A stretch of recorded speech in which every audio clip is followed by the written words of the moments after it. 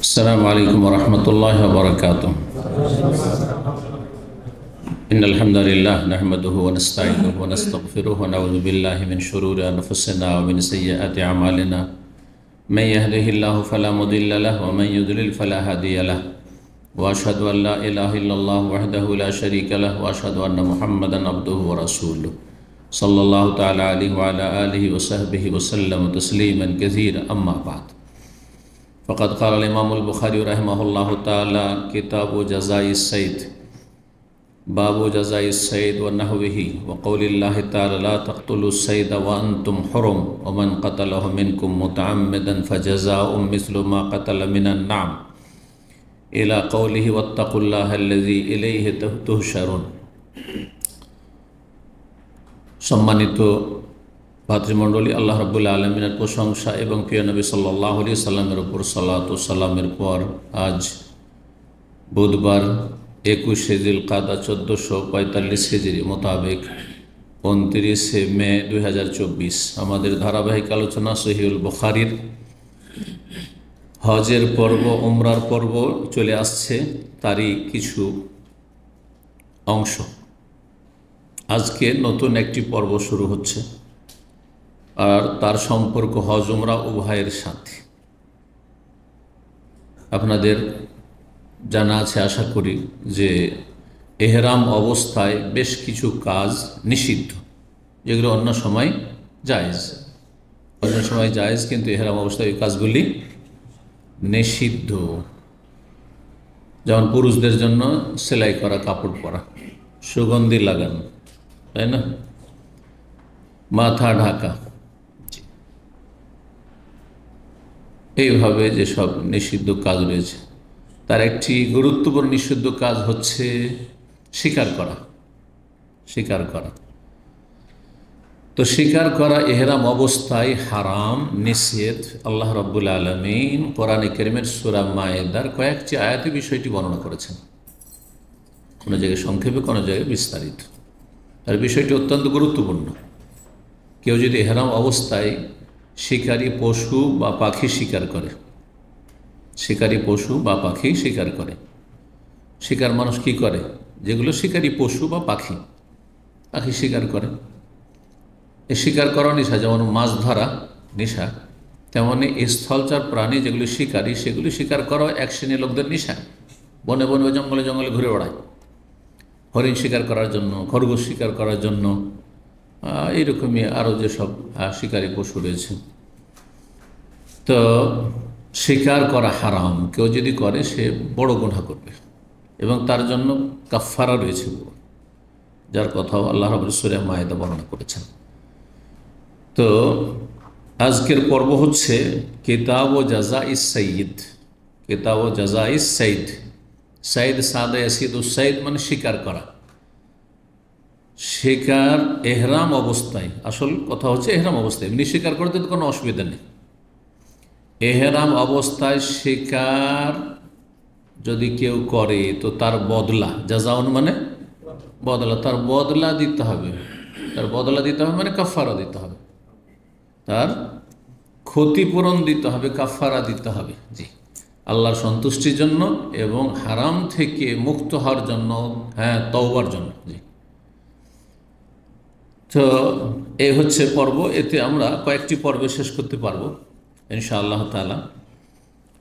তো প্রথম যে অধ্যায় বলছেন বাবু জাযাইস সাইদি ও নাহবিহি, ইমাম বুখারী রাহিমাহুল্লাহ বলছেন এই অধ্যায় হচ্ছে শিকার করার বদলা বা এই ধরনের এমন কাজ যেগুলো নিষিদ্ধ এহরাম অবস্থায়। বিশেষ করে শিকার করার বিষয়টি, শিকার করার ক্ষেত্রে আমাদের কিছু মাসাইল জেনে নিতে হবে।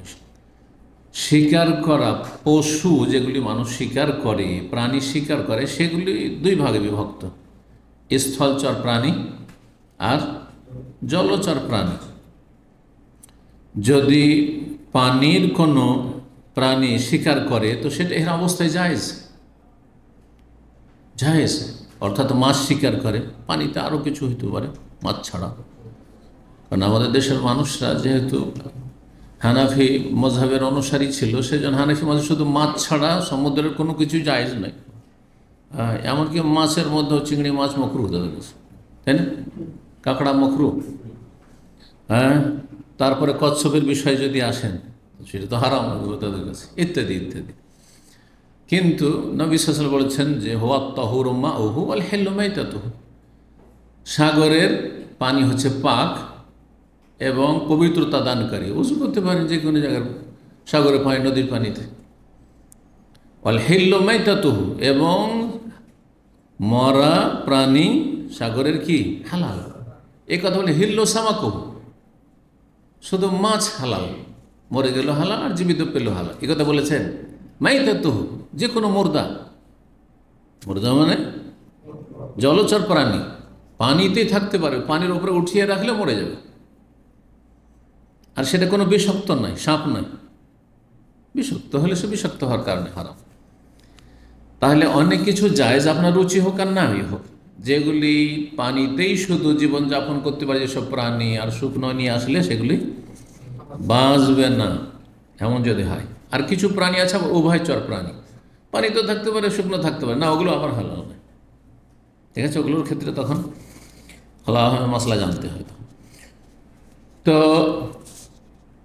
এহরাম অবস্থায় শুধু স্থলচর প্রাণী শিকার করা,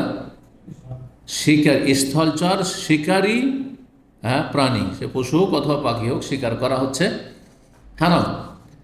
তাহলে বাকি হয়ে গেল যেগুলো জলচর পানিতে থাকে। কেউ যদি মাছ ধরে এহরাম অবস্থায়, তো জায়েজ, জায়েজ। দেখছেন যে মাশাআল্লাহ মক্কা বা মদিনার আশেপাশে অনেক তেলাপিয়া মাছ পাওয়া যায়, অনেক জায়গায় আছে, জলাশয় আছে, তেলাপিয়া মাছ পেয়েছেন এহরাম অবস্থায় আছেন, যদি ধরেন তো জায়েজ নয়? জায়েজ। কিন্তু যদি কবুতর, জায়েজ। ঘুঘু, জায়েজ নাই, এগুলো শিকারি। হ্যাঁ, আচ্ছা, পশু, খরগোশ, হরিণ, হ্যাঁ, নীলগাই, জায়েজ নাই। উট পাখি, উট পাখি কি বলে? হ্যাঁ, শতরমুর্গ বলা হয় উট পাখি। উট পাখি হোক শিকারি প্রাণী, এর অবস্থায় জায়েজ নাই, কিন্তু এমনি আপনি শিকার করে খান, হয়ে গেল। তাহলে হ্যাঁ, পানিরগুলো হালাল এর অবস্থায়, আর শুকনো যেগুলো শিকারী পশু, সেগুলো শিকারী পশু, সেগুলি হারাম। এখন বাকি তাহলে যেগুলো শিকারী পশু নয় কিন্তু গৃহপালিত পশু, সেগুলি এহরাম অবস্থায় জবাই করতে পারবেন কি না? খাচ্ছেন তো ঠিক, এহরাম অবস্থায় চিকেন খান না, গরু খাসির গোস্ত খান না, এহরাম অবস্থায় খাচ্ছেন তো। কিন্তু যদি আপনাকে বলা হয় যে মুরগিটা জবাই করে দেন, পারবেন না? পারবেন না। এখানে অনেকে কিন্তু বিভ্রান্ত, এই যে পারবেন না বলেছে, জায়েজ, কেন? শিকারী পশু না, আপনি জবাই করে খেতে পারেন, গৃহপালিত পশু পাখি জবাই করে খেতে পারেন আপনি, ঠিক আছে। হাঁস গৃহপালিত, শিকারী পাখি নয়, সুতরাং জবাই করে খেতে পারেন। কেউ বললো রাস্তায় আপনি এর অবস্থায় যে গরু জবাই করে দেন, খাসি জবাই করে দেন, জবাই করেন, কোনো অসুবিধা নেই। আপনার কোরবানিটা যতক্ষণ হালাল না হবে ততক্ষণ জবাই করতে পারেন, কিন্তু অন্য জবাই করে খাচ্ছেন, কোনো অসুবিধা নেই। তাহলে আরেকটা মশলা জানলেন। আর এক ধরনের প্রাণী যেগুলো খাওয়া হারাম আর সেগুলো কষ্টদায়ক, খাওয়া হারাম, শিকারী পশু নয়, কষ্টদায়ক, সেগুলি এহরাম অবস্থায় হারামের ভিতরে অথবা হারামের বাইরে এহরাম অবস্থায় হত্যা করা যাবে কিনা? সাপ, বিচ্ছু, হ্যাঁ, এঁদুর, হ্যাঁ, গিরগিট, হ্যাঁ, যাবে না? না, হত্যা করা নিষেধ, শিকার করা নিষেধ, সেদিন এগুলো নিষেধ না, যায়। জি জি। পাগলা কুকুর সামনে আসছে, পাগলা কুকুর মানুষকে কামড়ে নিছে, বলছে এরকম অবস্থায় আছে, কামড়া, কিন্তু আমরা মারবো না কুকুর, মারেন। জি, তাহলে মশলাগুলো জেনে নিলেন এখন, তাই না? কয় রকম প্রাণী হইল? জলচর প্রাণী আর স্থলচর শিকারী পশুর হুকুম, আর যেগুলো গৃহপালিত পশুর হুকুম, আর হারাম, হ্যাঁ, পশু প্রাণী জীবজন্তু, হারাম জীবজন্তু, সবগুলির হুকুম আল্লাহ আল্লাহ জানলেন এহরাম অবস্থায়। জি, এখন চলেন যেখানে কাফারা আছে, কোন ক্ষেত্রে কাফারা? যেখানে হারাম কাজ করবে, অর্থাৎ স্থলচর প্রাণীকেও যদি স্বীকার করে নেয় এর অবস্থা। তো ইমাম বুখারী রাহিমাহুল্লাহ অধ্যায় বলছেন বাবু জাযাই সাইদ, স্বীকার করার কি বদলা মানে কাফারা। ওয়াকাউলিল্লাহি তাআলা, মহান আল্লাহর বাণী, মহান আল্লাহর বাণী দলিল হিসাবে পেশ করছেন সূরা মায়েদার আয়াত নম্বর 95, 96 বিস্তারিত রয়েছে। এখানে সংক্ষেপ করে দেওয়া হয়েছে, আয়াতের শুরু এবং শেষটা নিয়ে আসা হয়েছে। এত মাসাইল আমাদের বর্ণনা করতে গেলে আয়াতগুলি তফসির আমরা থেকে যাব, আর সূরা মায়েদার তফসির আছে আলহামদুলিল্লাহ। সুতরাং সূরা মায়েদার তফসির যারা বিস্তারিত জানতে চাইবেন সেখানে জেনে নেবেন, কারণ এইরকম আজকাল মাসলার প্রয়োজন তেমন হয় না। কে বা এর অবস্থায় স্বীকার করে, আর যদি আপনার কেউ স্বীকার করে ফেলে যে এই ভুল করে ফেলেছি, তাহলে তখন তার জন্য এই মশলা জানা জরুরি যে আমাকে কাফারা দিতে হবে, কতটা দিতে হবে, কি দিতে হবে, জি, কোনটা পারবো কোনটা পারবো না। জি, আল্লাহ বলছেন যে লা তাকতুলুস সাইদা ওয়া আনতুম হুরুম, হে ইমানদারগণ তোমরা ইহরাম ও আনতুম হুরুম মানে মুহরিমুন, ইহরাম অবস্থায় তোমরা শিকারী হত্যা করবে না। অথচ শিকার করেছে, হ্যাঁ, বা জবাই করেছে, ধরে শিকারী পশু ধরে জবাই করেছে, কিন্তু আল্লাহ হত্যা বললেন, হত্যা হারাম। সুতরাং তুমি যদি এহরাম অবস্থায় জবাই করো তাহলে তুমি হত্যা করলে, এটা জবাই করলে না। আল্লাহর এই যে ভাষা, এই ভাষার হিকমত দেখেন। আল্লাহ খুন করা, লা তাকতুলু মানে খুন করিও না। খুন করা কেন বলে? খুন করা অপরাধ। আল্লাহ বলেন লা তাযবাহুস সাইদ, শিকারী পশু জবাই করিও না, এই কথা বলেননি। কারণ জবাই হালাল হইতে পারে, হারাম হইতে পারে, কিন্তু খুন করা হারাম। এই জন্য কেউ যদি, এই ওলামারা বলেছেন, এহরাম অবস্থায় কোনো হালাল পশু, আপনার শিকারী পশু এহরাম অবস্থায় যদি শিকার করে নেই, হ্যাঁ, জবাই করে, তাহলে সেটা খুন করা, কতল করা, আর খুন করলে সেটা হালাল হয় না। যদিও বিসমিল্লাহ আল্লাহ পড়ুক না কেন, সেটা তাদের জন্য হালাল নয়, অন্যদের জন্য যারা হাজি নয় এহরাম অবস্থায় তাদের জন্য হালাল নয়। পশুটাই হারাম, মাইয়েতের মতো, মৃত জন্তুর মতো। একটা পশু যদি মরে যায় তো মরা পশু খাওয়া হারাম, ওই রকমই হারাম। কারণ এটাকে আল্লাহ খুন বলেছেন, কতল বলেছেন। ওমান কাতালাহু মিনকুম মুতাআম্মিদান, তোমাদের মধ্যে কেউ যদি ইচ্ছাকৃত খুন করে, মাসলা জানা আছে হারাম। তারপরে হ্যাঁ, এমনি নয় যে কোনো জায়গায় একটা পাথর মারছিল আর গিয়ে লেগে গেল ভুলে, ইচ্ছা করে সে, হ্যাঁ, টার্গেট করে মেরেছে, ফাজাজাউন, তাহলে বদলা দিতে হবে। জাযা শব্দ কোরআনে এসেছে, সেজন্য জাযা নিয়ে এসেছেন, কাফারা দিতে হবে। মিসলু মা কাতালা মিনান নাম, যেমন শিকারী পশু কি করেছে, হত্যা করেছে, এখানে আবার কাতালা হত্যা করেছে, কি বদলা দিতে হবে? মিনান নাম, গৃহপালিত পশু থেকে। অর্থাৎ সেই পশুটাকে দেখতে হবে, সেই পশুর আকার আকৃতি কি আপনার বা মূল্য আপনার ছাগলের সাথে মিলছে, যে ছাগলের মোটামুটি দাম, ঠিক তেমনি এই শিকারী পশুটি যদি কিনতে যাওয়া হয়, হ্যাঁ, তাহলে এর দাম খরগোশের দাম অথবা হরিণের দাম কীরকম। যদি এদিক থেকে মিল থাকে ছাগলের সাথে দুম্বার সাথে দুম্বা, যদি হ্যাঁ গরুর সাথে মিল থাকে তাহলে গরু দিতে হবে কাফারা, আর যদি উটের সাথে মিল থাকে তাহলে উট দিতে হবে। বুঝা গেছে না? ওলামারা এসব বিস্তারিত আলোচনা করেছেন। এবং এটা কেমন করে, এটা কি আমাদের ছেড়ে দেওয়া হয়েছে? বলছেন ইয়াহকুম বিহা যাওয়া আদলি মিনকুম, মুসলিম সমাজের দুইজন ন্যায়পরায়ণ ব্যক্তি, হ্যাঁ, সুবিচারকারী ব্যক্তি, যারা বিশেষজ্ঞ এই ক্ষেত্রে, যে শিকারী পশুগুলোর মূল্য কত, এই মূল্যটা উটের মূল্যের কাছাকাছি চলে যাচ্ছে না, গরু গায়ের মূল্যের কাছাকাছি যাচ্ছে না, ছাগলের মূল্যের কাছাকাছি যাচ্ছে, ওই দেখে তারা চূড়ান্ত ফয়সালা দিয়ে বিচার করবে, আর তারপর সে অনুযায়ী তোমাকে কাফারা দিতে হবে। এতটা সংক্ষেপে জেনে নয় যথেষ্ট মশলা, হ্যাঁ, যেটা হারাম কাজ এহরাম অবস্থায় স্বীকার করা, স্বীকার করলে এইসব কাফারা রয়েছে। আর এটা হাদিয়াম বালেগাল কাবা, আল্লাহ বলছেন যে আল্লাহর ঘর কাবা পর্যন্ত পৌঁছাইতে হবে এই কাফারা। এই নয় যে জবাই করে দাম আমি খেয়ে নেবো, অথবা আমি বাইরে কোথাও খেয়ে নেবো, হ্যাঁ, আল্লাহর ঘর কাবা পর্যন্ত পৌঁছাইতে হবে, সেখানে গিয়ে হারামের ভিতরে জবাই হইতে হবে। আও কাফারাতুন তাও মাসাকিন, অথবা মিসকিনের কাফারা। দেখতে হবে যে এই যে পশুটা কি করেছে, শিকার করেছে, বন্য পশু, এই পশুটা বা শিকারী পশু, এই পশুটার মূল্য কত, এই মূল্য দিয়ে দাম লাগিয়ে তারপর সেই টাকা দিয়ে খাদ্যদ্রব্য, চাল ডাল কিনলে কত হয়, চাল কিনলে কত হয়, গম কিনলে কত হয়, কত কিলো পাওয়া যায়, কত মন পাওয়া যায়, অতটা কি করতে হবে, তাও মাসাকে মিসকিনকে খাওয়াইতে হবে। প্রত্যেক মিসকিন যদি আদসা করে খাওয়ানো হয় তাহলে অনেকগুলি মিসকিন খেতে পাবে। আর যদি সেটা না পারে, সেটাও পারছেন না, আর কোরবানিও দিতে পারছেন না, হ্যাঁ ফিদিও দিতে পারছেন না কোনো পশু, তাহলে কি করবে, আদুল জালেকা সিয়ামান, অথবা তার সমপরিমাণ রোজা রাখতে হবে। সমপরিমাণে এক এক মিসকিনের ভাগে যতটা খাবার আসে আশা করি এক এক মিসকিনের বিনিময়ে এক একটি রোজা, তাহলে অনেকগুলি রোজা রাখতে হবে। বড় কাফারা তালির শেষ।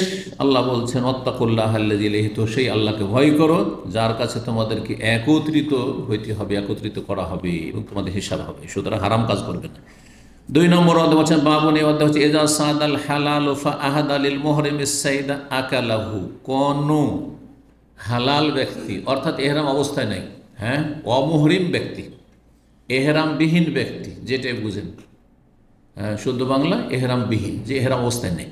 হালাল মানে হালাল অবস্থায় আছে মানে এহরামবিহীন ব্যক্তি যদি স্বীকার করে, আর স্বীকার করার পরে আহাদ আলিল মোহরেম, মোহরেমকে এহরামকারী ব্যক্তিকে যদি সে গিফট করে দেয়, উপঢৌকন দিয়ে দেয়, সে শিকারী পশুটি আকালাহু খেতে পারবে, খেতে পারবে কি পারবে না, এই সম্পর্কে বিস্তারিত মাসাইল রয়েছে আর ইখতিলাফ রয়েছে আমাদের, সঠিক মত ইনশাআল্লাহ বর্ণনা করব।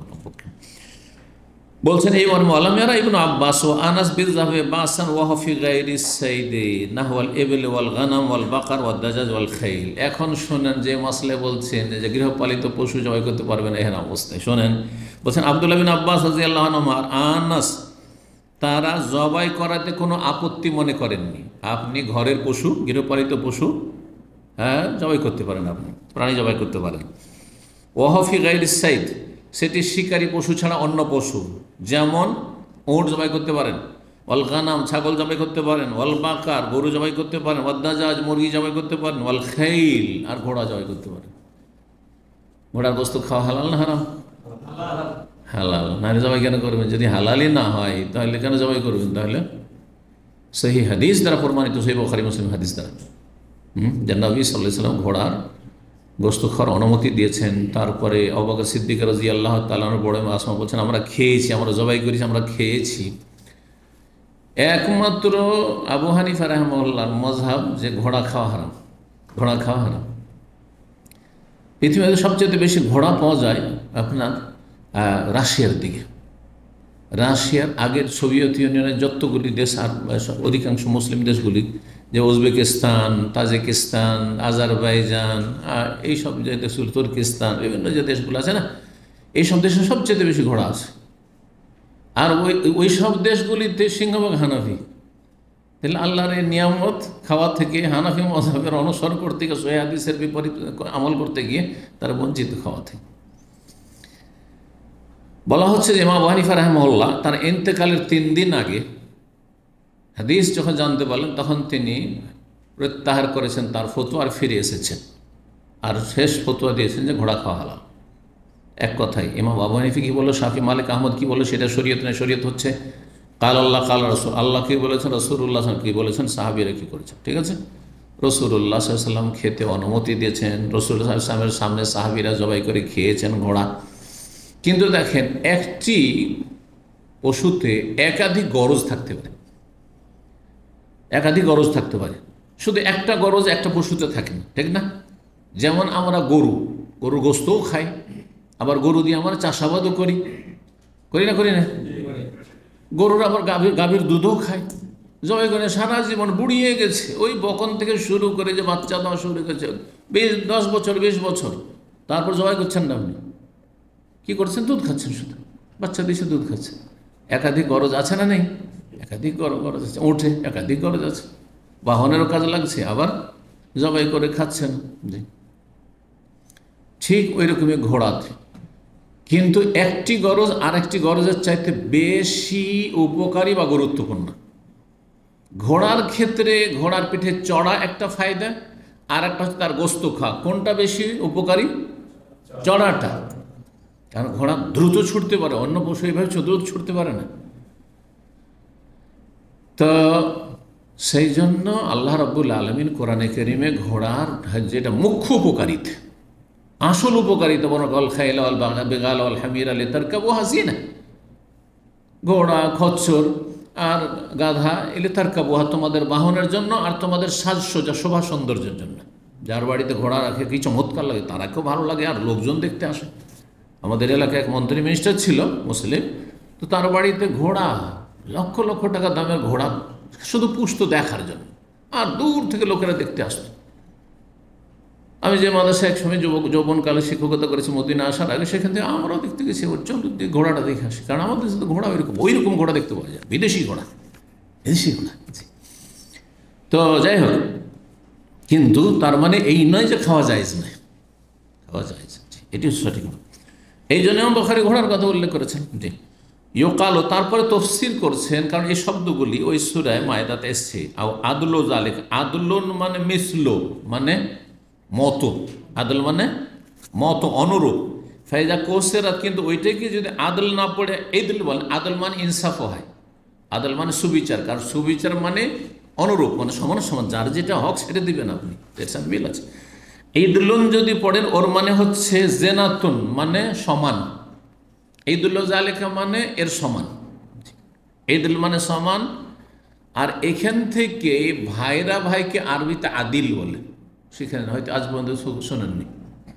ভাইরা ভাই, সাড়ু কি বলে জানেন? আদিল, কারণ সমান সমান। আপনি যে শ্বশুর শাশুড়ির জামাই, সেও সেই শ্বশুর শাশুড়ির জামাই, আপনার শ্বশুর শাশুড়ি আর ওর শ্বশুর শাশুড়ি একই সেম, তাই না? ও এক বোনকে বিয়ে করেছে, হ্যাঁ, আপনি আর এক বোনকে বিয়ে করেছেন, ঠিক না? আপনার যারা শালা, তারও তারা শালা, আপনার ভাইরা, ঠিক কিনা? আপনার যারা শালিকা, তারও তারা শালিকা, এই। তো এই জন্য আদিল।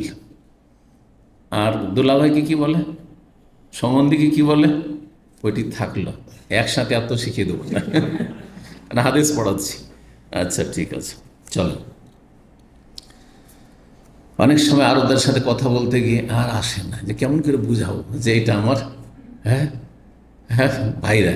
তো আমি কি বলি, হাজ আখু আনা, আপনি ভুল বুঝলেন, শালা আসছে ওকে বলছে হাজ আখু আনা, আর আপনার ভাই আসছে ওকে আখু আনা, গ্রামের ছেলে এসছে ওকে আখু আনা, আর সাড়ু ভাইরা এসছে, সম্বন্ধী এসছে, ভগ্নিপতি এসছে, বোন জামে ওকে আখু, সব আখু।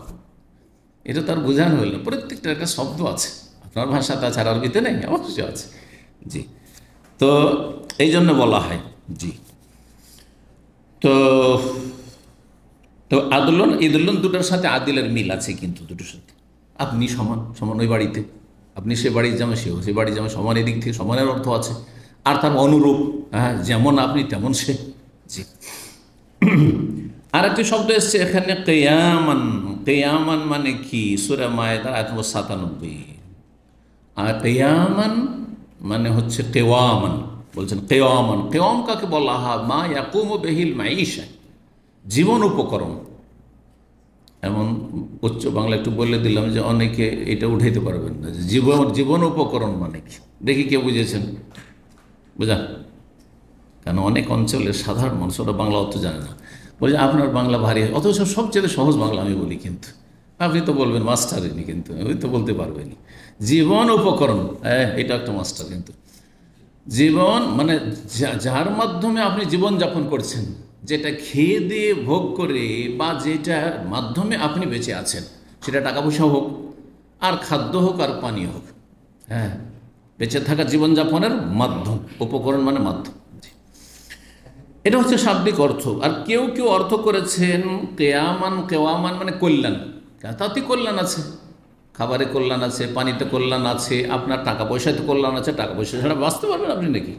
হ্যাঁ, যেখানে যাবেন পয়সা, যেখানে যাবেন পয়সা। দিন শিখতে যাবেন, ওই আপনার 3 কিলোমিটার যেতে হবে, তো একটু গাড়ির 5 রিয়াল লাগবে হয়তো, ওখানেও পয়সা, সব জায়গাতেই পয়সা, পয়সা ছাড়া চলবে না। তো কেয়ামান মানে কেওয়ামান, এখানে কেয়ামান মানে এখানে দাঁড়ানো না, তবে দাঁড়ানোর অর্থ এখানে আছে, দূর থেকে সেটা হচ্ছে যার মাধ্যমে মানুষ দুনিয়াতে প্রতিষ্ঠিত থাকতে পারে। পয়সা না থাকলে মানুষ প্রতিষ্ঠিত থাকবে কী করে? পানাহার, খাবার দাবার, পানি না থাকলে মানুষ প্রতিষ্ঠিত থাকবে কী করে? হ্যাঁ, মরে যাবে, কয়দিন বাঁচবেন না খেয়ে, তো ফেরেশতা না।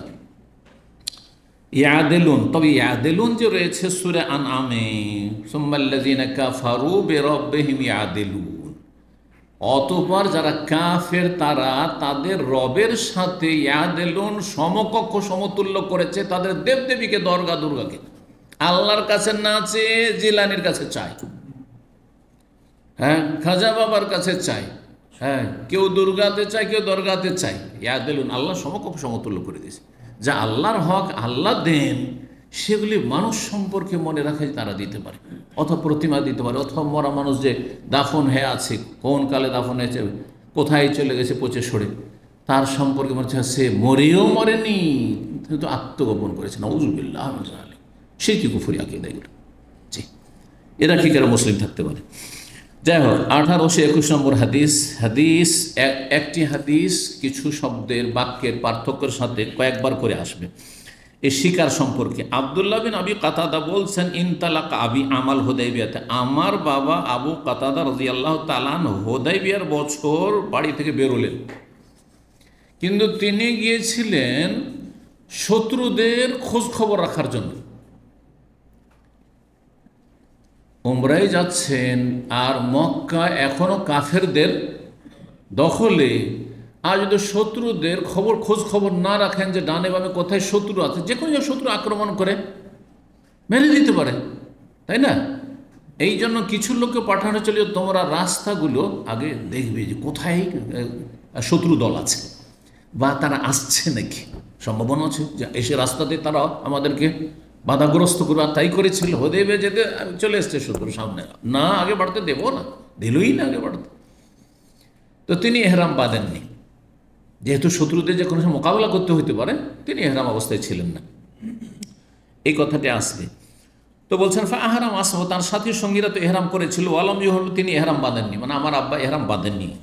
ওয়াহুদ্দেসান নবী সাল্লাম, আর নবী সাল্লামকে জানানো হইল, তখনকার যুগও কিন্তু গোয়েন্দা ছড়া থাকতো, যেমন কাফেররা ছেড়ে রাখতো তাদের খোঁজ খবরের জন্য, সাহাবাই কেরামগণ এই কাজ করতো, যে চারিদিকের খবর রাখো, মরুভূমি, পাহাড়ের আড়, বন জঙ্গল কোথাও, হ্যাঁ। সুতরাং আগে বিভিন্ন এলাকা, ডানে বামে সামনে সামনে সব দিকের খবর রাখতে, যাতে করে কোনো রকমের ক্ষয়ক্ষতির সম্মুখীন না হতে হয়। নবী সাল্লাল্লাহু আলাইহি ওয়াসাল্লামকে জানানো হইল, যারা খোঁজ খবর রাখছেন রাস্তাঘাটের, যে আন্না আদুওয়ান, একটি শত্রু দল, একজু হবে গায়কা, গায়কা নামক স্থানে তার বিরুদ্ধে লড়াই করার জন্য চলে আসছে, যাচ্ছেন নবী সাল্লাল্লাহু উমরা করার জন্য, আর ওরা যুদ্ধ করার জন্য আসছে। আগে থেকে সতর্ক হইতে হবে, সাথে অস্ত্র আছে, কিন্তু অস্ত্র বের করে প্রস্তুত হয়ে যাননি, যে লড়াই করতে যাচ্ছে, লড়াই করলে আলাদা প্রস্তুতি ছিল। তো ফন্তালাকান নবী সাল্লাম চলতে থাকলেন। ফাবাইনা আবি মা আসহাবি, আমার আব্বা কিন্তু তার সাথী সঙ্গীদের সাথেই ছিলেন। নবী সাল্লাম এগিয়ে চলে গেছেন কিছুটা রাস্তা। ইয়াদহাকু বাদহুম বাদান, এই যে সাথী সঙ্গীরা আমার আব্বার আছেন, তারা একজন আরেকজনকে দেখে শুধু হাসাহাসি করছে, তারা এরকম অবস্থা আছে, বলতে পারছেন না যে শিকারী নীলগাই আছে। হ্যাঁ, নীলগাই, পুরনো আরবিতে নীলগাই তর্জমা করা হইতো, এবং সেটাকে ভুল হয়তো বলা যাবে না, কারণ আমরা তাহকিক করে দেখলাম যে আগের যুগের যে ওলামারা অনুবাদ করেছেন, হেমার ওয়াহাস, হেমার মানে গাধা, আর ওয়াহাস মানে জঙ্গলি, মানে বন্য গাধা। তো বন্য গাধা কোনটাকে বলে? আগের যুগে বন্য গাধা নীলগাইকে বলা হয়তো। তো এই জন্য আমাদের ওস্তাদেরা যে দেশে পড়েছেন তারা নীলগাই দিয়ে তর্জমা করেছেন, কিন্তু আজকাল আপনি গুগলে যখন সার্চ দিবেন হেমার ওয়াহাস, তখন জেবরা বলছে, কারণ গুগল নিউ অ্যারাবিকের অনুযায়ী অনুবাদ করছে, অর্থ পরিবর্তন হইতে পারে, সুতরাং জেবরা বলা হচ্ছে। আর নীলগাই মানুষ সাধারণত শিকার করে, আর শিকার করে বস্তু খায়, তো এই জন্য নীলগাইয়ের সম্ভাবনা বেশি। আর জেবরাও যদি কেউ অর্থ করে তো ভুল বলা যাবে না, কারণ হেমার ওয়াহাস মানে কি? হ্যাঁ হ্যাঁ, গাধা বললে তো আরো মানুষকে আরো গাধা বানিয়ে দেবেন, কথা বোঝা গেছে? এইরকম অনুবাদ একজন করেছে। এইরকম অনুবাদ যদি করি তাহলে মানুষকে গাধা খাওয়াই ছেড়ে দিব। গাধা খাওয়া হারাম, বাড়ির গাধা খাওয়া হারাম, গাধা আর খচ্চর খাওয়া হারাম। দেখেন, গাধা খচ্চর দুটো দেখতে কিসের মতো? ঘোড়ার মতোই, কিন্তু ঘোড়া হালাল আর গাধা আর খচ্চর হারাম, স্পষ্ট হাদিসে রয়েছে। বাড়ির গাধা। সুতরাং আপনি আমাদের দেশের মানুষকে যদি শাব্দিক অর্থ করে, হেমার ওয়াশ মানে বন্য গাধা, তো মনে করবে যে বনের গাধা মনে হয় বাড়ির যে গাধা পুষি ওই রকমই গাধায় হয়, আর গাধা খাওয়া শুরু করবে না। তো এই বন্য গাধা দিয়ে তর্জমা করলে হবে না, বরং বলতে হয় নীলগাই দিয়ে তর্জমা করতে হয়, নাহলে জেব্রা বলবো। বুঝছেন? নীলগাই খাওয়া হালাল, নীলগাই শিকারী পশু। তো আর যখন বাড়ির গাধা বলতেন সাহাবাই কেরামগণ, তখন বলতেন হেমার আহলি, ওইটা ওয়াহশি। ওয়াহশ মানে হচ্ছে যে পোষ মানে না, ওয়াহশ মানে পোষ মানে না, মানুষকে দেখলেই লাভ দিয়ে পালাবে, লাভ দিয়ে পালাবে। হরিণ মানুষকে দেখলেই পালাবে, খরগোশ মানুষকে দেখলেই পালাবে, এগুলো ওয়াহশি জীবজন্তু, ওয়াহশি প্রাণী বলা হয় আরবিতে। তাও হোশ তার মধ্যে রয়েছে, পোষ মোটেই নেবেন না। আর কিছু কিছু পশু আছে সেগুলো হচ্ছে যদিও হারাম, সেগুলি পোষ মানে, যেমন বিড়াল মানুষকে দেখলে মেও মেও করে এসে কোলে শুয়ে যাবে, দেখ না, পায়ের কাছে ঘোরাঘুরি করবে, জি, মনে হচ্ছে আদর করছে, আদর নিতে চাইছে, বিছানায় শুয়ে যাবে, জি। তো বলছেন যে সাহাবায়ে কেরামগণ তার সাথে যে ছিলেন যারা, তারা ইহরাম অবস্থায় আছেন, বলতে পারছেন না যে এই শিকারী পশু, আর এর জন্য হালাল কি করা, শিকার করা, কারণ ইহরাম অবস্থায় নেই আবু কাতাদা। কিন্তু একে অপরকে দেখে থামতে পারছে না, তখন হাসতে শুরু করেছেন, হাসছেন। ও দেখেন, ওই হাসা দেখে এদিক ওদিক দেখতে লেগেছে, ব্যাপারটা কি? কারণ কেউ যদি আপনাকে দেখে হাসে বা কয়েকজন হাসে, তা আপনি কী করবেন? এদিক ওদিক দেখবেন বা নিজের কথা চিন্তা করবেন যে ভাই আমি কিছু ভুল করলাম, আমাকে নিয়ে হাসছে, নাকি এদিক ওদিক কোনো ব্যাপার স্যাপার আছে, ঠিক না? ওই রকম আবু কাতাদা বলছে ফানাজার, তো আমি এদিক ওদিক দেখতে লাগলাম, ফাইদা না বেহেমার ওয়াহশ, দেখছি যে আমি একটি নীলগাই দেখেছি, ফাহামাল তো আলী, তখন তার উপর আমি আক্রমণ করে দিলাম, ফাতা আনতুহার, তাকে আঘাত করলাম, ফা আসবাত, আঘাত করে সেখানেই ফেলে দিলাম, একবারে হত্যা করে ফেলেই দিলাম সেখানে। ওয়াস্তান্ত বেহিম, আর তাদের কাছে একটু সাহায্য চাইলাম। সাহায্য কিসে চেয়েছিল? সামনে হাদিসে আসছে, ওই ঘোড়ার পিঠে যে দৌড় দিতে যাচ্ছে, চাবুকটা পড়ে গেছে, তো চাবুকটা একটু ধরিয়ে দাও নিচে। ঘোড়া থেকে কত নামবো, বলছে না না না, চাবুক উঠিয়ে দেবো, আমাদের যেন হারাম, আমাদের যেন শিকার করা হারাম, তোর শিকারী কাজে সহযোগিতা হারাম, আমরা দেবো না, তোমাকে গুনহার কাজ করব। তখন আবার ঘোড়া থেকে নেমে নিজেই চাবুকটা উঠিয়ে আবার ঘোড়ার পিঠে লাফ দিয়ে দিল, একেবারে দৌড় দিয়ে আক্রমণ করলো আর ধরেই ফেলল। তো যাই হোক, বলছেন তারা অশিক ফাবাও ইউইনানি, তারা ইউইনুনানি, আমাকে সাহায্য করতে তারা অস্বীকার করলেন, আমরা পারবো না। ফাকালনা মিন লাহমিহি, আমরা তার গোশত খেলাম। স্বীকার করেছেন কে? অমহরিম ব্যক্তি, আর খাচ্ছেন মহরেম সকলেই। ও হাসিনা, তারপরে আমাদের আশঙ্কা হলো আর নোক্তাতা, যে আমরা নবী সাল্লাল্লাহু আলাইহি ওয়াসাল্লাম থেকে বিচ্ছিন্ন না হয়ে যাই। আরে মরুভূমিতে একটু পাহাড়ের আড়ে হলে তো বোঝা যাবে কোন দিয়ে গেল, রাস্তা কি আজকালকার মতো যে রোড রাস্তা একটাই রাস্তা যাচ্ছে, মক্কার দিকে যাচ্ছে, এই রাস্তা ছাড়া তো অন্যদিকে যাবে না। ও যদি 100 চালে, 120 চালে, আপনি 140-50 চালিয়ে হয়তো সাথ ধরে নেবেন কিছুক্ষণের মধ্যে, ঠিক না? কত রাস্তা, এইদিকে ওইদিকে, কোন দিকে নবী সাল্লাল্লাহু আলাইহি ওয়াসাল্লাম এমন বিচ্ছিন্ন হয়ে যান যে শত্রুদের কবলে না পড়ে যান, আর নিরাপত্তাহীনতার সম্মুখীন না হন। হ্যাঁ, আর আমরা আর হয়তো সাথী হইতে পারবেন, সঙ্গী হইতে পারবেন নবী সাল্লাল্লাহু আলাইহি ওয়াসাল্লামের, এমন আশঙ্কা হইল। তো বলছেন ফাতালাবতুন নবী সাল্লাল্লাহু আলাইহি ওয়াসাল্লাম, তখন নবী সাল্লাল্লাহু আলাইহি ওয়াসাল্লামকে তলাশ করা শুরু, এদিকে শিকার টিকার করতে দেরি হয়ে গেছে। আর তারপরে আরও কিছু কথা আছে। নবী সাল্লাল্লাহু আলাইহি ওয়াসাল্লাম ওদেরকে বলেছিলেন যে দেখো, আমরা যেটা স্বাভাবিক রাস্তা মদিনা থেকে মক্কা যার, ওই রাস্তায় আমরা যাচ্ছি, আর তোমরা যেহেতু শত্রুদের খোঁজ খবরে, শত্রু তো স্বাভাবিক রাস্তায় থাকবেন, শত্রু দল সব সময় অপ্রসিদ্ধ রাস্তায় থাকবে তারা, তাই না? অচেনা রাস্তায় গিয়ে ওত পেতে থাকবে। তো নবী সাল্লাল্লাহু বললেন যে তোমরা সমুদ্র তীর মানে আপনার বদর, ইয়াম্বো, ওইদিকে সমুদ্র, ওই দিক থেকে, আর ওই রাবেগ মানে জেদ্দার কাছাকাছি, ওই দিক থেকে তোমরা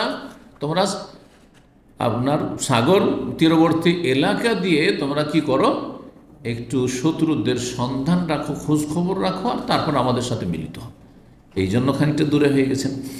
তো তারপরে চিন্তা করলেন যে নবী সাল্লাল্লাহু আলাইহি ওয়াসাল্লামকে তলাশ করি। নবী সাল্লাল্লাহু তলাশ করা শুরু করলাম। তলাশ করতে কেমন করে তলাশ করবেন? এখন তাহলে বেশি স্পিড দিতে হবে। নবী সাল্লাল্লাহু আলাইহি ওয়াসাল্লাম আছেন ওটের পিঠে, আর আবু কাতাদার কাছে আছে ঘোড়া। বলছেন আর ফাউ ফারাসি শাওয়ান, একবার আমি আমার ঘোড়াকে দ্রুত বেগে চালাচ্ছি, একবারে দিচ্ছি দ্রুত, হ্যাঁ, উড়িয়ে ঘোড়া। ও আসির ও শাওয়ান, কখনো কখনো স্বাভাবিক গতিতে, স্বাভাবিক গতিতে যখন চলছি তখন এদিক ওদিক দেখছি কি জানি কোথাও ডানে বামে নবী আছেন নাকি, আর কখনো দিছি দৌড়। ফালাকিতু রাজুলান বানি গিফার ফি জওফিল, রাতের অন্ধকার, রাতের বেলাও ছিল, এমন কোনো বিদ্যুতের যুগও নয়, হ্যাঁ, অন্ধকার সব। তো বলছেন যে জনক ব্যক্তি গেফার বংশের, ওই এলাকায় বানু গেফার বংশ বাস করত। তো এখান থেকে আবু জার গেফারি রাদিয়াল্লাহু তাআলা আনহু সাহাবী, এই বংশে বানু গেফার বংশের জনক ব্যক্তির সাথে আমি সাক্ষাৎ করলাম ফি জওফিল, রাতের অন্ধকারে, গভীর রাতে। তো আমি জিজ্ঞেস করলাম আইনা তারাক্তান নবী সাল্লাল্লাহু আলাইহি ওয়াসাল্লাম, সে মুসলিম ছিল। নবী সাল্লাল্লাহু আলাইহি ওয়াসাল্লামকে কোথায় তুমি ছেড়েছো, মানে দেখেছো, কোথায় দেখেছো? কাল তারাক্তুহু বিতাহিন, আমি তাহিন নামক স্থানে তাকে দেখেছি ওখানে। আর ওয়াহুয়া কাইলু সুকিয়া, তিনি, এখন তো রাত বা ভোর রাত, গভীর রাত এখন, তিনি দুপুরবেলার বিশ্রাম করবেন সুকিয়া নামক স্থানে গিয়ে। মানে এমন গতিতে চলছেন যে সামনে সুকিয়া নামক স্থান রয়েছে, সেখানে গিয়ে হয়তো তিনি দুপুরের বিশ্রাম নিলেন। তো বিশ্রাম নিলেই আপনারা গিয়ে ওখানে পেয়ে যেতে পারেন সুকিয়া নামক স্থানে। কেমন করে জানলেন? হয় তিনি শুনেছেন নবী সাল্লাল্লাহু আলাইহি ওয়াসাল্লামের কাছে, অথবা তিনি অনুমান করলেন যে একটা লোক যদি চলে, আমরা অনুমান করে বলতে পারি যে একজন লোক ধরেন এখান থেকে রিয়াদের পথে আছে, আর এখন জুদায় আছে, তাহলে আর 1-2 ঘন্টা পর আর কত দূরে থাকবে, এটা বলা যেতে পারে, তাই না? জি, বা 3 ঘন্টার মধ্যে সে রিয়াজ পৌঁছে যাবে। আপনারা যদি আপনি দ্রুত যান তো মোটামুটি 2-3 ঘন্টার মধ্যে রিয়াজে পেয়ে যাবেন। এইভাবে তো কায়েল শব্দের দুটি ব্যাখ্যা করা হয়েছে। একটি হচ্ছে কালা ইয়াকিল ও কাইলুলাতান, মানে দুপুরের বিশ্রাম, এটি প্রসিদ্ধ অর্থ। কালা ইয়াকিল যখন দাঁড়াবে আজরাবো, তার মানে দুপুরে একটু ঘুমানো, দুপুরের ঘুম কাইলুলা বলা হয়, বোঝা গেছে আরবিতে। আর কালা ইয়াকুল মানে বলা, কালা ইয়াকুল কৌল মানে বলা। কেউ কেউ বলার অর্থ করেছেন, মানে ওয়াহুয়া কাইলু সুকিয়া, বলছেন তারা তবে তাহেন, তাহেন নামক স্থানে নবী সাল্লাল্লাহু আলাইহি ওয়াসাল্লামকে ছেড়ে আসলাম, ওখানে আছেন। আর তিনি বললেন যে সুকিয়ার উদ্দেশ্যে তিনি যাচ্ছেন। কায়েল তিনি বললেন যে আমরা উদ্দেশ্য হচ্ছে তোমরা সুকিয়া চলো, মানে সুকিয়ার দিকে এগিয়ে চলো, তাহলে ওইদিকে এই রাস্তায়, সুকিয়ার রাস্তায় গেলে পেয়ে যাবেন কাছাকাছি জায়গাগুলো। ফকুল তো ইয়া রাসূলুল্লাহ, গিয়ে বলে হে আল্লাহ রাসূল, পেয়ে গেছেন তিনি, ঘোড়া দৌড়িয়ে গিয়ে নবী সাল্লাল্লাহু আলাইহি ওয়াসাল্লামকে পেয়েছেন। বলছেন ইন্না আহলাকা ইয়াকরাউনা আলাইকা আসসালাম ওয়া রাহমাতুল্লাহ, আপনার পরিবার এখানে বলা হয়েছে। আর সামনের হাদিস আছে ইন্না আসহাবাকা, আপনার সহচরগণ, সাথীগণ। তাহলে দুটোতে সংঘর্ষ আছে নাকি? তাহলে বোঝা গেল এখানে পরিবার বলতে ইমানি ইসলামী পরিবার মানে সাথী সঙ্গীগণ। কারণ নবী সাল্লাল্লাহু আলাইহি ওয়াসাল্লাম পরিবার স্ত্রীদেরকে ছেড়ে দিয়ে চলে যাবেন একা একা নাকি? এটা হইতে পারে। তাহলে বোঝা গেল আহাল মানে তাহলে নিজের পরিবার, মানে ফ্যামিলি নয়। এখানে আহাল মানে যেমন আজকাল কোম্পানির লোকদেরকে নিজের পরিবার বলছে, শুনেছেন না? আজকালকার পরিভাষা কিন্তু দেশেও কিন্তু অমুক পরিবারের, হ্যালো, বড় কোম্পানিগুলোর নাম বলেন, তাইলে এটা হচ্ছে হ্যাঁ জামেল জামেল জামেল ফ্যামিলি, জামেল গ্রুপ বা জামেল পরিবারের, এটা হচ্ছে তোমার রাজেহি পরিবারের, এটা হচ্ছে আবুল খায়ের পরিবারের। মানে তাদের কর্মচারী, তাদের কোম্পানির সাথে যুক্ত, তাদের সাথে কোনো রক্তের আত্মীয়তা নেই। তারপরে জি, তো আপনার সাহাবায়ে কেরামগণ আপনাকে সালাম বলছেন। ওরা তো উটের পিঠে আছে, পিছনে পড়ে আছে, আরে চলে এসছে নাকি আমি ঘোড়ায়, সালাম রহিম বলছেন। ইন্নাহুম কাদ খাশু, আর তারা ভয় পাচ্ছেন, আইয়ুক্তাতাউ দুনাকা, যে আপনার থেকে তারা বিচ্ছিন্ন না হয়ে পড়ে, আপনার সাথ ধরতে পারবেন না। তারা উটের পিঠে, আপনি উটের পিঠে, আর আপনি এরকম চলতেই থাকেন, তাহলে তারা পাবেন আপনার খুঁজে। ফান্তাজিরহুম, সুতরাং আপনি ওদের জন্য একটু অপেক্ষা করুন, পিছনে পিছনে আসছে, একটু অপেক্ষা করুন। বলতো ইয়া রাসূলুল্লাহ, আমি বললাম হে আল্লাহ রাসূল, এখন আসছে ওই শিকারী পশুর গোস্তের কথা। আসাব তো হেমার ওয়াহাসিন, আমি একটি নীলগাই পেয়ে গেছি শিকার করে। ওয়াইন্দি মিনহু ফাদেল, আর আমার কাছে কিছুটা অবশিষ্ট গোস্ত আছে। বড় অন্য হাদিসে আছে সাহাবীরা তো খেয়ে নিলেন এহরাম অবস্থায়, তারপরে তাদের সন্দেহ হইতে লাগলো, যদিও আমরা জানি যে আমাদের জন্য হারাম কি করা, স্বীকার করা, আমরা স্বীকার করিও নি, আর তাতে কোনো রকম আমাদের যুক্ততাও নেই, সম্পর্ক নেই, কোনো সহযোগিতা করিনি, কিন্তু খেলাম। খাওয়াটা কি জায়েজ হবে কিনা শিকারি পশুর গোস্ত বিনা সহযোগিতায়? দ্বিধাগ্রস্ত। তখন একটু খেয়ে বলে না আমরা আর খাবো না। তখন আবু কাদা বলেন ঠিক আছে, নবী সাল্লাল্লাহু আলাইহি ওয়াসাল্লাম জিজ্ঞাসা করি, তারপর দেখা যাবে তোমরা খাবে না খাবে। এসে জিজ্ঞেস করছে আমার কাছে কিছুটা আছে। ফাকালিল কওম, তখন সাথী সঙ্গীদেরকে বললেন কুলু তোমরা খাও, অহম মুহরিমুন, তারা সকলে এহরাম অবস্থায় ছিল, এহরাম অবস্থায় ছিল। সামনে আরো দু একটা অধ্যায় দেখি। বাবন 3 নম্বর অধ্যায়, ইদারা আল মুহরিমুনা সাইদান ফাজাহিকু ফাফাতেন আল হালাল। এই অধ্যায় হচ্ছে এহরামকারীরা যদি কোনো শিকারী পশু দেখতে পায়, ফাজাহিকু তারপরে তারা হাসতে শুরু করে, ফাফাতেন আল হালাল যে অমহরেম এহরাম বিহীন অবস্থায় আছে সে যদি তাতে বুঝে নেই, তাদের হাসাহাসি দেখে বুঝে নেই, তো এটা কি কোনো সহযোগিতা হয়ে গেল না? কেউ না, সহযোগিতা না, উদ্দেশ্য তাদের সহযোগিতা নাই। জি, তো খাওয়া জায়েজ, এই শিকারী শিকার করাও জায়েজ তার, আর তারা শিকার করে যদি দেয় তাদেরকে, তো তাদের জন্য খাওয়া জায়েজ। 1822 নম্বর হাদিস, ওই হাদিসটাই বলছেন আব্দুল্লাহ বিন আবি কাতাদা আন্না আবা হাদ্দাসাহু, তার বাবা বয়ান করেছেন যে ইনতালাকনা মান নবী সাল্লাল্লাহু আলাইহি ওয়াসাল্লাম, আমরা গেলাম হুদাইবিয়ার বছরে, আমাল হুদাইফা আহরাম আসহাবু, সাহাবায়ে কেরামগণ সাথী সঙ্গীগত ইহরাম করলেন, কিন্তু আমি ইহরাম বাঁধলাম না। ফাউমবেনা বে আদুবিন বে গায়কা, গায়কা নামক স্থানে শত্রুদের সম্পর্কে বলা হয় যে শত্রুরা আছে, সুতরাং আমি তাদের সন্ধানে ছুটলাম। ফাতাওয়াজ্জাহনা নাহওয়াহুম, আর তারপরে তাদের উদ্দেশ্যে, শত্রুদের উদ্দেশ্যে আমি রওনা হইলাম ঘোড়ার পিঠে, তাড়াতাড়ি করে খবর নিয়ে নবী সাল্লাল্লাহু আলাইহি ওয়াসাল্লামের কাছে পৌঁছিবেন, সাহাবায়ে কেরামের কাছে পৌঁছিবেন সতর্ক করার জন্য। ফাবাসুরা আসহাবি বিহিমার ওয়াহশান, আমার সাথী সঙ্গী যারা ছিল তারা একটি নীলগায় দেখে ফেলেছে। ফাজালা বাযু ইয়াযহাকু ইলা বায, তাদের একজন অপরজনকে দেখে হাসাহাসি শুরু করেছে, দেখছো? কিন্তু আবু কাতাদাকে বলছে না যে এহরামবিহীন আছে, ওকে বলছে না, আপোষে সরা। এইরকম যে সুযোগ পেয়ে গেছি আজ নীলগায়, যদি আমরা এহরাম অবস্থায় না থাকতো তাহলে তো কাজ হয়ে যেত। এসব কথা বলছে না, হাসছে তারা। তো বলছেন ফানাজার, তো তখন আমি এদিক ওদিক তাকাইলাম, ফারাআইতুহু, তো দেখতে পেলাম সেই বন্য গাধা মানে নীলগাই। ফাহামালতু আলাইহিল ফারাস, আমি ঘোড়ার পিঠে চড়ে তার উপর আক্রমণ করে দিলাম। ফাতানতু, তাকে আমি কি করলাম, আঘাত করলাম। ফাসবাতু, আর তাকে ফেলেই দিলাম, আঘাত করে শিকার করেই ফেললাম। ফাস্তানতু, তাদের কাছে সাহায্য চাইলাম। ফাআবা ইয়াইন, তারা সাহায্য করলো না। ফাআকালনা মিনহা, আমরা খেলাম। সুম্মা লাহিকতু বিরাসূলিল্লাহ সাল্লাল্লাহু আলাইহি ওয়াসাল্লাম, রাসূলুল্লাহর সাথে সাক্ষাৎ করলাম। ওয়া খাশিনা নুক্তাতা, আর আশঙ্কা হচ্ছিল যে আমার বিচ্ছিন্ন না হয়ে যায়, সুতরাং আরফাও ফারাসি, আমার ঘোড়াকে দৌড়াচ্ছিলাম, শাওয়ান একবার, ও আসির আলাইহি শাওয়ান আর একবার ধীর গতিতে চালাচ্ছিলাম। ফালাকিতু রাজুলান বানি গিফার ফি জাওফিল্লাহ, রাতের অন্ধকারে দেখার বানি গিফার এক ব্যক্তির সাথে। ফাকুলতু আইনা তারাকতা রাসূলুল্লাহ সাল্লাল্লাহু আলাইহি ওয়াসাল্লাম, কালা তারাকতুহু বিতাহেন, তাহেন নামক স্থানে নবী সাল্লাল্লাহু আলাইহি ওয়াসাল্লামকে ছেড়েছি।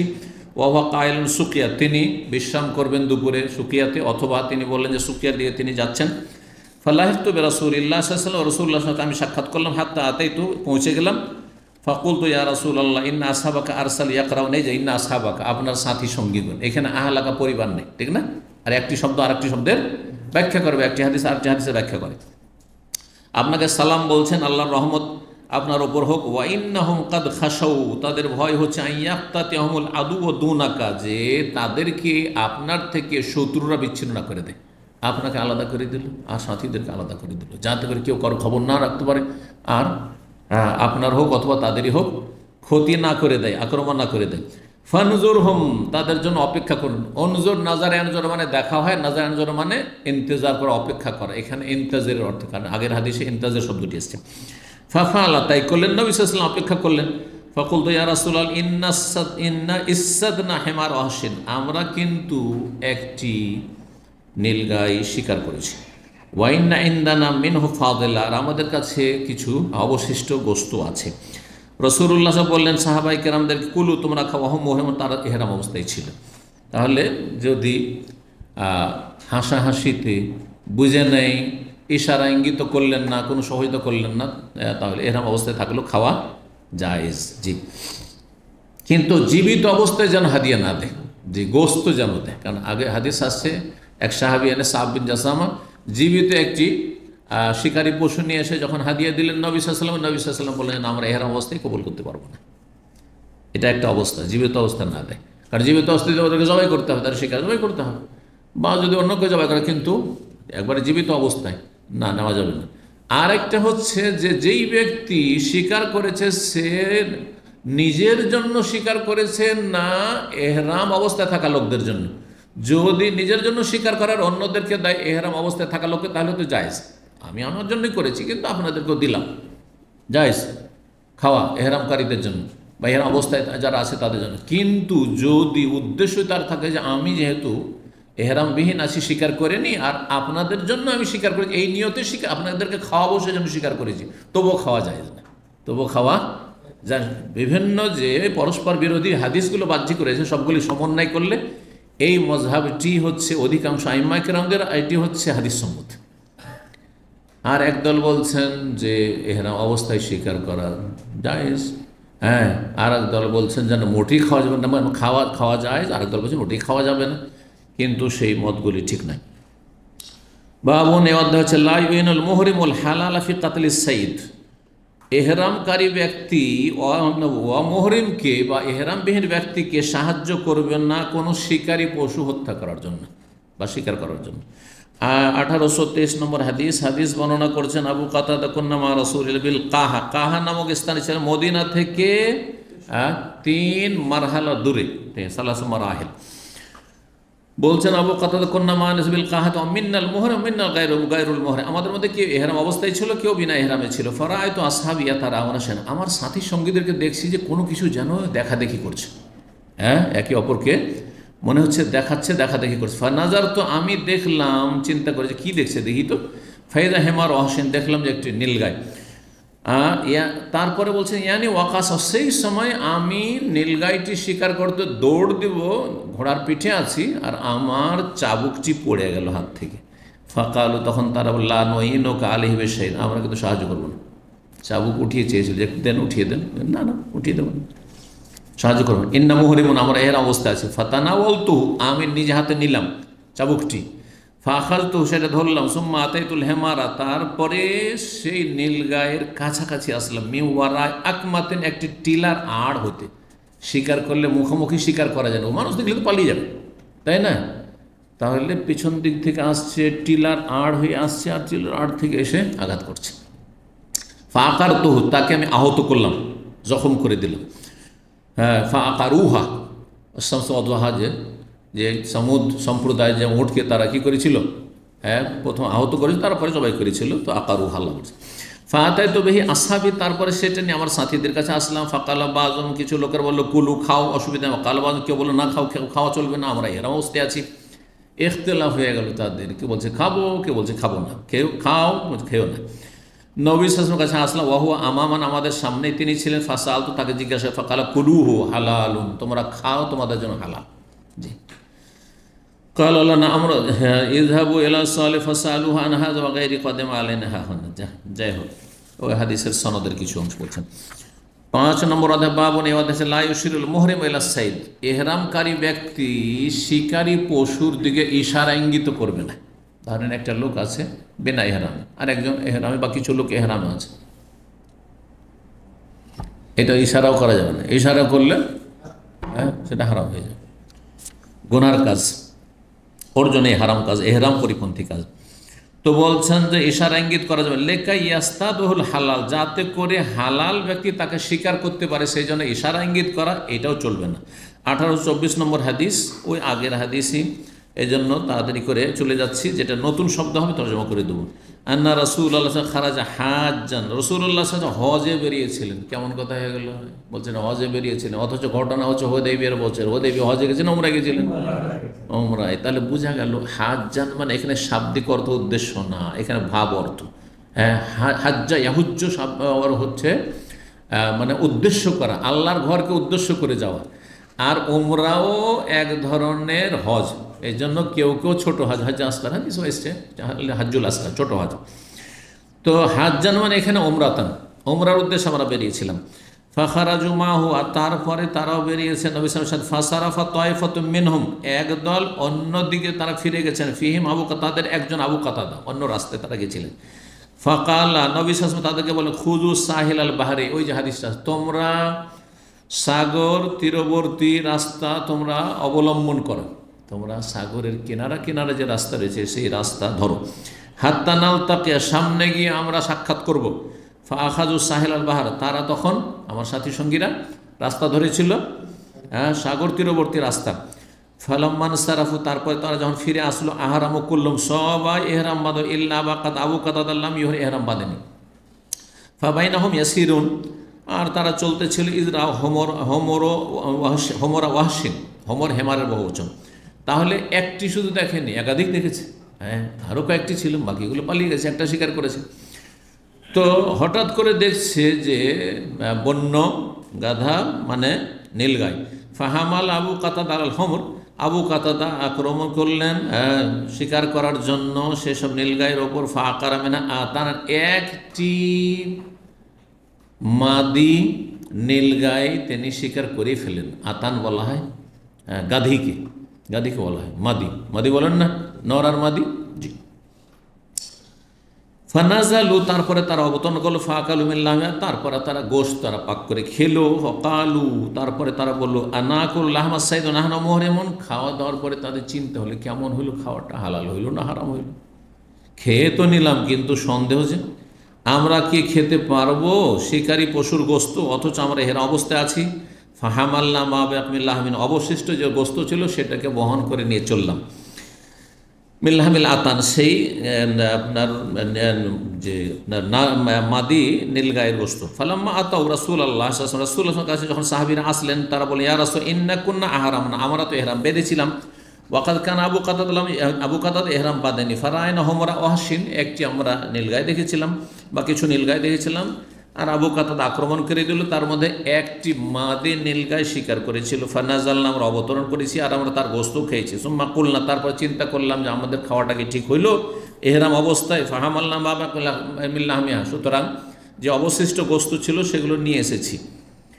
আমিনকুম কাল, নবী সাল্লাল্লাহু আলাইহি ওয়াসাল্লাম বলছেন আমিনকুম আহাদুন আমার ইয়াহমিল আলাইহা, তোমাদের মধ্যে যারা এহরাম অবস্থায় ছিল তোমাদের কেউ কি এই কথা বলেছে আবু কাতাদাকে যে আক্রমণ করো, শিকার করো, এটা নির্দেশ দিয়েছে?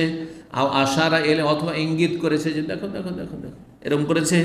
কালুল্লাহ, না আমরা কিচ্ছু করি, কোনো রকমের সহযোগিতা করি।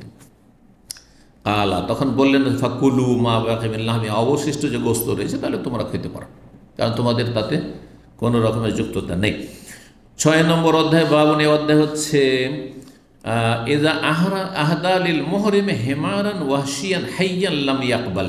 ইমাম বুখারীর মত এটি, অধিকাংশ আলেমদের যে মতটি, যদি এহরামকারী ব্যক্তিকে কোনো ব্যক্তি, অমহরিম ব্যক্তি কোনো নীলগাই বা শিকারী পশু শিকার করে নেওয়ার পরে হাইয়ান, জীবন্ত অবস্থায়, জীবিত অবস্থায় কি করে, উপঢৌকন দেয়, হাদিয়া দেয়, লাম ইয়াকবাল, তাহলে গ্রহণ করবে না, তাহলে গ্রহণ করবেন না। এখন সহজ ভাষায় বলি, এত দূর বন জঙ্গলের ওই সব নীলগাই আর এতে না গিয়ে, ধরেন মক্কাতে তো অনেক কবুতর দেখছেন, দেখছেন না? দেখছেন না? এহরাম অবস্থায় আছেন আর আপনি তো, এটা তো হারামের ভিতরে, হারামের বাইরে ধর, হারামের ভিতরে হলে তো এমনি হারামের ভিতরে নিষেধ, ওটা আর একটা নিষেধাজ্ঞা, কিন্তু হারামের বাইরে এখনও হদুদ হারামে ঢোকেননি, এহরাম অবস্থায় আছেন, একজন বিনা এহরামে আছে, আর তারপরে সে কবুতর, কয়েকটা কবুতর ধরে নিয়ে এসে সে জবাই করে আপনাদেরকে গোস্ত রান্না করে খাওয়াইল, খেতে পারবেন কি পারবেন না? যদি আপনাদের কোনো সহযোগিতা না থাকে তাহলে খেতে পারবেন, কিন্তু জীবিত কবুতর নিয়ে এসে দিয়ে দিল যে এই যে থাকলো, আপনারা জবাই করে খান, তাহলে চলবে না। বুঝা গেছে? 1825 নম্বর হাদিস বর্ণনা করছেন আব্দুল্লাহ বিন আব্বাস রাদিয়াল্লাহু তাআলা আনহুমা, সাব বিন জাসামা লাইসি রাদিয়াল্লাহু তাআলা আনহু থেকে, আন্নাহু আহদা লিরাসূলিল্লাহ সাল্লাল্লাহু আলাইহি ওয়াসাল্লাম হিমারান ওয়াহশিয়ান বিল ওয়াহুয়া বিল আবওয়াই আও বিওয়াদ্দান, তিনি রাসূলুল্লাহ সাল্লাল্লাহু আলাইহি ওয়াসাল্লামকে হাদিয়া, উপঢৌকন দিলেন একটি নীলগাই, ওয়াহুয়া বিল আবওয়া, যেই সময় নবী সাল্লাল্লাহু আলাইহি ওয়াসাল্লাম আবওয়া নামক স্থানে ছিলেন অথবা ওয়াদ্দান নামক স্থানে ছিলেন। আবওয়া ওয়াদ্দান কাছাকাছি জায়গায়, মদিনা থেকে মক্কার দিকে যেতে। আবওয়া সম্পর্কে আপনারা জানবেন হয়তো, যেই জায়গায় নবী সাল্লাল্লাহু আলাইহি ওয়াসাল্লাম যখন বাল্য জীবনে ছিলেন, মায়ের সাথে সফর করছিলেন, মা অসুস্থ হয়ে গেল আর সেখানে তিনি ইন্তেকাল করেছেন, আর সেখানে তার মা আমেনার কবর সেখানে রয়েছে। নবী সাল্লাল্লাহু আলাইহি ওয়াসাল্লাম নবী হওয়ার পরে সেখানে গিয়ে আল্লাহর কাছে দরখাস্ত করলেন যে আল্লাহ, আমি আম্মার কবরটা দেখতে চাই, জিয়ারা মানে ভিজিট দেখতে চাই। তো অনুমতি দিল ফৌজেন আলী। তারপরে সেখানে কবর কাছে গিয়ে খুব কান্না করলেন, আর মায়ের মায়া, আর ছোটোকালে বাল্য জীবনে মাকে হারিয়েছেন, সুবহানাল্লাহ। বাপকে তো দেখতেই পাননি, মাতৃগর্ভে ছিলেন তখন। তারপরে আল্লাহর কাছে দরখাস্ত করলেন, আল্লাহ আমার আম্মা তো নবুয়তের যুগ পায়নি, ওই কুফরি অবস্থায় শিরকের যুগে মারা গেছে, তার জন্য দোয়া করেন। হ্যাঁ, সুম্মাস্তাজানতু রাব্বি আন আস্তাগফিরাল্লাহ। তারপর আল্লাহর কাছে অনুমতি চাইলাম যে আমি তার জন্য কি ক্ষমা চাইতে পারবো। ফালাম ইউজাননি, আল্লাহ অনুমতি দিলেন না, আল্লাহ অনুমতি দিলেন না। সুতরাং আমাদের দেশে বিদাতি মোল্লারা যে বলে যে নবীর বাপ মা সব জান্নাতি, এগুলি মন গড়া কথা। স্পষ্ট হাদিস, মুসলিমের হাদিস, কথা বোঝা গেছে। আর তারপরে কেউ জান্নাতি জাহান্নামী এসব আমাদের করার প্রয়োজন নেই, যেটা হাদিস আছে সেটা। তাতে আবেগ দিয়ে কাজে নিলাম, এটা কেমন কথা হইল যে নবীর মা বাপ জাহান্নামে যাবে, এটার নাম কি ইসলাম না এটার নাম আবেগ? তাহলে এইটা কেমন করে হলো? ইব্রাহিম খলিলুল্লাহর বাপ, হ্যাঁ, ইব্রাহিম আলাইহিস সালামের সামনে জাহান্নামে ফেলা হবে পশুর আকারে, এটা তো সহিহ হাদিস আছে, কোরআনে আছে, কথা বোঝা গেছে, ঠিক কিনা? এইটা কেমন হলো যে নূহ আলাইহিস সালামের ওরসজাত সন্তান কেনার জাহান্নামে যাবে? হ্যাঁ, এইভাবেই করবেন নাকি? না, মোটেই না, ও আল্লাহর ইচ্ছা। এইটা কেমন হইল যে লূত আলাইহিস সালামের স্ত্রী জাহান্নামে যাবে? আল্লাহর ইচ্ছা। যার হেদায়েত নসিব হয়ে জান্নাতে যাবে, যে হেদায়েত নসিব হয়নি কুফরি শিরকের অবস্থা, আমার জান্নাতে যাবে, জাহান্নামে যাবে, এটা আল্লাহর ফয়সালা। এখানে আল্লাহ স্পষ্ট করে দিয়েছেন যে একক ক্ষমতার মালিক আল্লাহ, কারো ক্ষমতা নেই। যদি নবী সাল্লাল্লাহু আলাইহি ওয়াসাল্লাম যদি মুখতারে কুল হতেন, বেরলবি রেজবিরা কিন্তু এটাই বলেন, নবী সাল্লাল্লাহু মুখতারে কোনো সব কিছুর ক্ষমতা রাখেন, মানে মৃতকে জীবিত করতে পারেন। তাহলে নবী সাল্লাল্লাহু আলাইহি ওয়াসাল্লাম আল্লাহর শরণাপন্নই কেন হবেন? হ্যাঁ, মাকে জীবিত করবেন, বাপকে জীবিত করবেন, আর কবর থেকে উঠাইবেন, আর তার কলমা পড়াইবেন, মুসলমান বানিয়ে। আর এইসব কিচ্ছা বয়ান করে আমাদের বেদাতি মোল্লারা, কিন্তু বেদাতি মোল্লাদের কিচ্ছা এগুলো নবীর জীবনী, এগুলো জালিয়াতে ভরা, ইসলাম বিরোধী কথা। যে না, কি নবী সাল যখন নবী হলেন, তারপরে বাপ মাকে কবর থেকে উঠিয়ে জীবিত করলেন, আর তারপর তাদের কলমা পড়ে মুসলমান করেছেন, সেহেতু জান্নাতে যাবে। একেবারে অবান্তর ভিত্তিহীন কিচ্ছা কাহিনী সব। এই জন্য সিরাতুন নবীর বিস্তারিত আলোচনা আমি 110টি পর্বে করেছি, যে যারা হেদায়েত চায় তারা যাতে করে সঠিক নবীর জীবনীটা জানতে পারে। তো এই ছিল হাদিস। আর আরেকটি অধ্যায়ে আমরা আলোচনা করেই নি, 7 নম্বর অধ্যায় বলছে বাবু মা ইয়াকতুলুল মুহরিম মিনাদ দাওয়াব। এই অধ্যায় হচ্ছে যে এহরামকারী ব্যক্তি কোন কোন জীবজন্তু বা প্রাণীগুলি হত্যা করতে পারবে। শুরুতে কিন্তু আলোচনা করেছি, তাই না? কোনগুলি প্রাণী বা জীবজন্তু কি করতে পারবে? হত্যা। এখানে জবাইয়ের কথা আসছে না, জবাইয়ের মশলা চলে গেছে ইবনে আব্বাস আর আনাসের মত, যে আপনার গরু জবাই করা, তারপরে আপনার ছাগল জবাই করা, উট জবাই করা করতে পারবে, অসুবিধা নেই।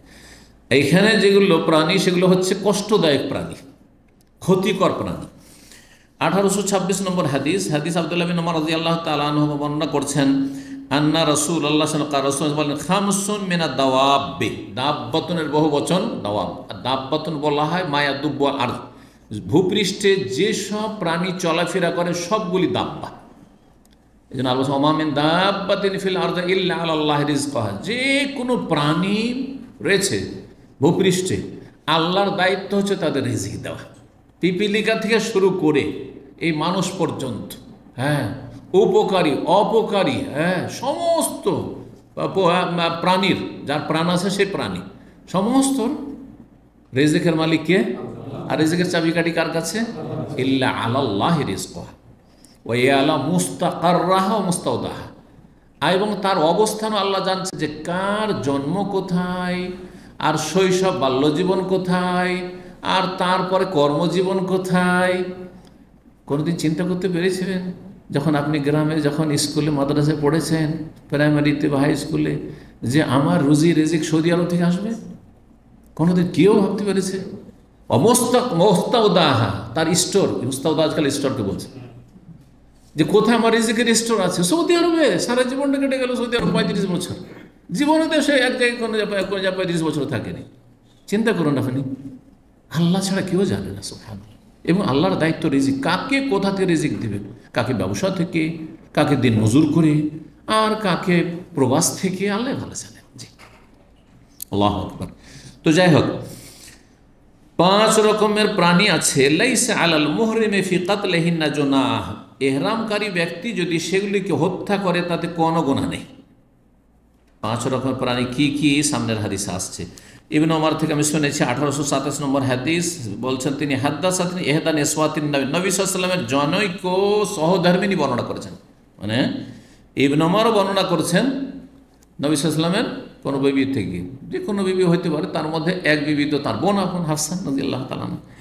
নবী সাল্লাল্লাহু আলাইহি ওয়াসাল্লাম থেকে তিনি বর্ণনা করেন, ইয়াকতুল মুহরিম, মুহরিম ব্যক্তি হত্যা করতে পারবে। কি হত্যা করতে পারবে? সামনের হাদিসে 1828 নম্বর আব্দুল্লাহ বিন ওমর বলছেন কালাত হাফসা, তো দেখেন চলে আসলো। তাহলে নবী সাল্লাল্লাহু আলাইহি ওয়াসাল্লামের কোনো এক সহধর্মিণী কে? তাহলে তার বোন, আপন বোন হাফসা।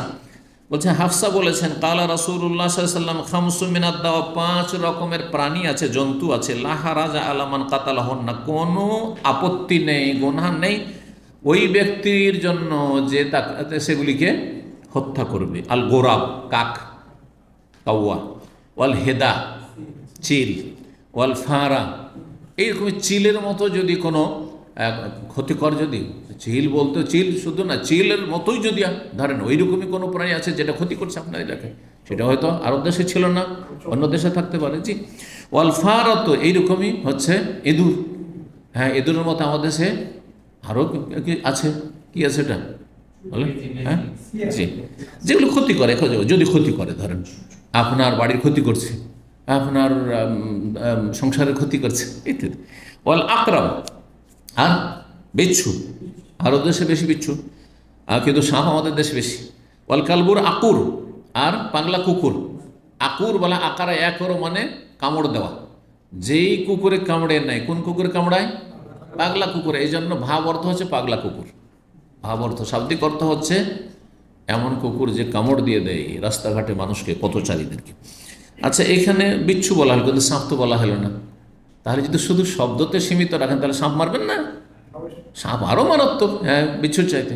জি, 1829 নম্বর হাদিস, মায়েশা রাদিয়াল্লাহু তাআলা আনহা বর্ণনা করছেন। দেখেন নবী সাল্লাল্লাহু আলাইহি ওয়াসাল্লাম আরেক সহধর্মী বর্ণনা করছেন, খামসু মিনাদ দাওয়াবে, 5 রকমের কি রয়েছে, প্রাণী বা জন্তু রয়েছে, জীব জন্তু রয়েছে, ফাসিকুন, এগুলি হচ্ছে ফাসেক।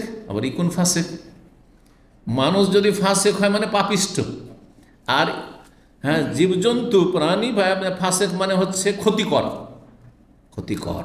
জি, মানুষের জন্য ক্ষতিকর। ইউকতালনা ফিল হারামে, হারামের ভিতরেও সেগুলিকে হত্যা করতে হবে, আর এহরাম অবস্থাতে, হারামেও আর এহরাম অবস্থাতেও। আল গোরাব, কাক, ওয়াল হেদা, আর চিল, ওয়াল আকরাব, বিচ্ছু, আল ফারা, আর এদুর, ওয়াল কালবুল, আকুর, আর পাগলা কুকুর। 1830 নম্বর হাদিস, হাদিস বর্ণনা করছেন, এখানে সাপের কথা চলে আসছে। আব্দুল্লাহ বিন মাসউদ বর্ণনা করছেন, কাল বাইনামা নাহনু মা নবী ফি গারিন বেমেনা, আমরা এক সময় নবী সাল্লাল্লাহু আলাইহি ওয়াসাল্লামের সাথে মেনার একটি গুহায় ছিলাম, আর গুহাতে সাপ বিচ্ছু থাকতে পারে। ইজ নাজালা আলাইহি, হঠাৎ করে এই সূরা মুরসালাত নাযিল হলো, ওয়াল মুরসালাত উরফা, ফাল আসিফাত আসফা।